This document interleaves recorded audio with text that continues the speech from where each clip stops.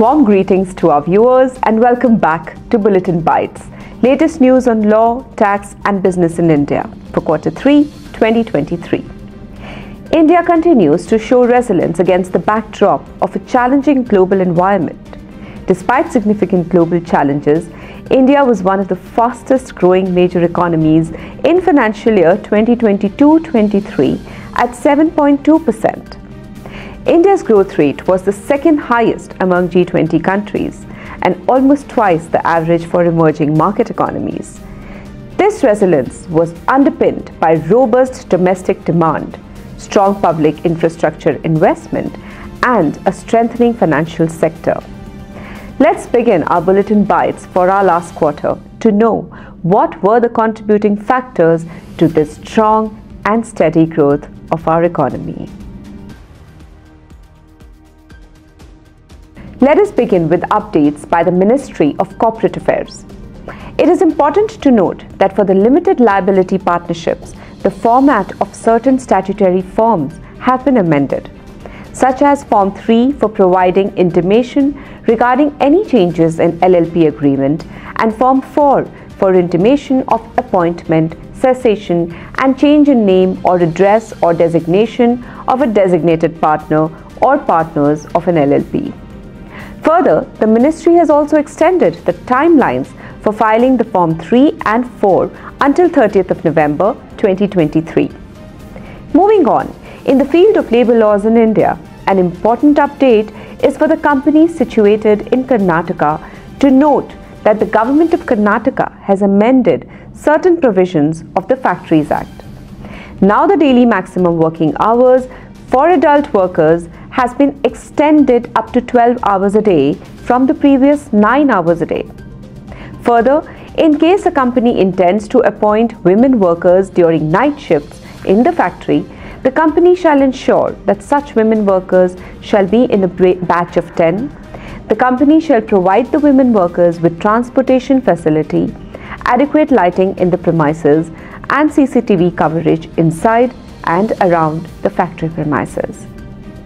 Another update is with regards to a judgment by the Honorable Supreme Court of India, which is especially imperative for companies hiring employees on a temporary basis.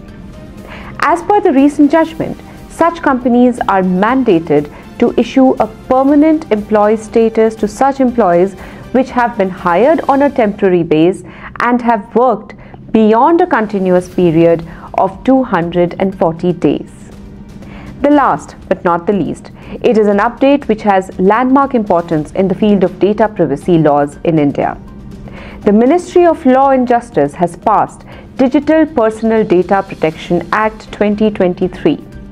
It is imperative for companies which capture, store or process digital personal data of an individual to note that such companies are required to obtain informed consent from the individuals before collecting and using their personal data, comply with data protection laws, and demonstrating their commitment to data privacy through policies, practices, and documentations, and implement adequate security measures to protect personal data from breaches, unauthorized access, and cyber attacks. Dear viewers, we would now inform you about some of the key changes under the GST regulations. During this quarter, the amendments which were proposed in the budget for GST changes are notified for implementation. Further, for exporters, it is clarified that all the goods or services except pan masala, certain tobacco products, and certain essential oils are allowed to be exported on payment of GST, which can be claimed as refund. In one of the major announcements, the regulatory changes were carried as per recommendation during the 51st GST Council meeting to casinos, horse racing, and online gaming under the ambit of levy of GST, and the effective date for such levy is notified on 1st of October 2023. In the area of direct tax, the CBDT has issued several circulars and notifications, including the mechanism for enabling TDS credit claim relating to income already offered to tax in the past years, e-procedure for lower withholding tax certificate when the details of payer are not available, etc. in this quarter. In a welcome and much needed move favouring non-residents and foreign companies, the Indian Tax Department has introduced a facility to enable non-residents and foreign companies to register on the income tax portal without obtaining an income tax registration number, that is a PAN in India.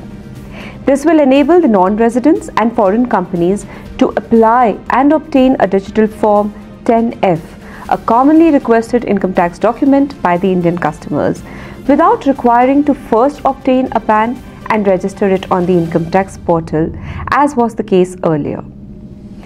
Let us now swiftly move on to some interesting income tax decisions of this quarter. In an important decision, the Supreme Court has allowed the claim for foreign tax credit in respect of dividend income received from an Oman company, even though no taxes thereon have been paid in Oman under its domestic tax law. The taxpayer had a permanent establishment in Oman which received tax-exempt dividend income from a joint venture company in Oman. This is an important decision by the Supreme Court on interpretation of tax treaty provisions, where the court has recognized that interpretation to the tax treaty provisions as accorded by tax authorities of the foreign country play a significant role in deciding tax claims in India.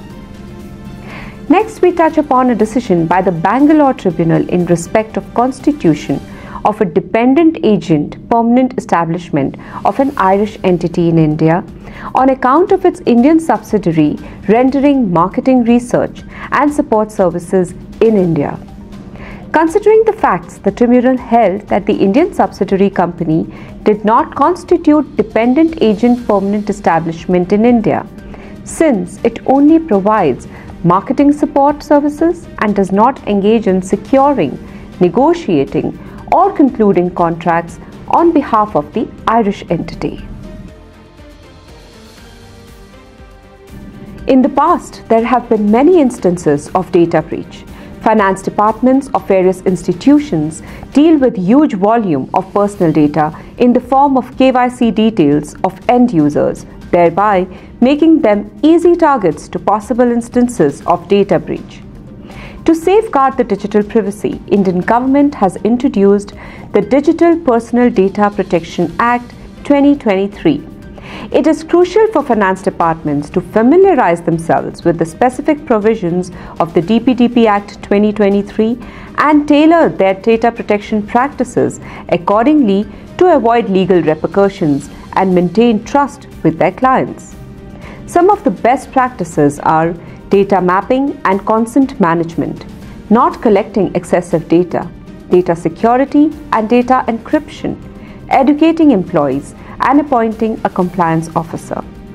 Since penalties for non-compliance is high, up to 250 crores to 5 million euros approximately, businesses would need to design their personal data handling practices very diligently. Dear viewers, with this we would like to conclude our Bulletin Bites. As usual, for detailed information, refer to our newsletter and get in touch with us. If you found this bulletin informative, please press the like button, share it with your colleagues and friends. Stay tuned, stay safe, and stay updated.